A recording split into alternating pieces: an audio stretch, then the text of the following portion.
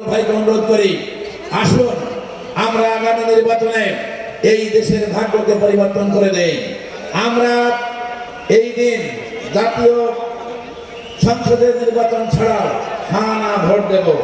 হ্যাঁ মানে হলো যারা দুর্নীতি চায় না, যারা দুঃশাসন চায় না, যারা খুন খারাপি লুটপাট চায় না, যারা দেশের টাকা বিদেশে পাচার হওয়া চায় না, যারা ন্যায় বিচার চায়, কোর্ট কাছারিতে ন্যায় বিচার চায়, যারা দেশে শান্তি চায়, ঐক্য চায়, তারাই হলো হ্যাঁ ভোট দেবে।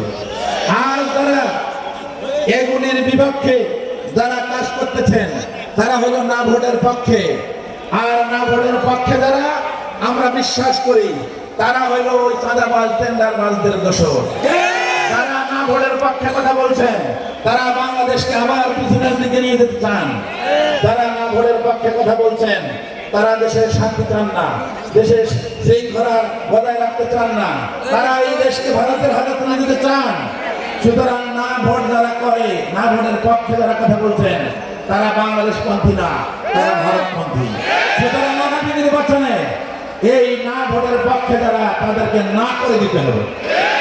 আসুন আমরা না ভোটের পক্ষদেরকে বর্জন করি, হ্যাঁ ভোটের পক্ষে ভোট দিয়ে আগামীর নতুন বাংলাদেশ, স্বপ্নের বাংলাদেশ গড়ি।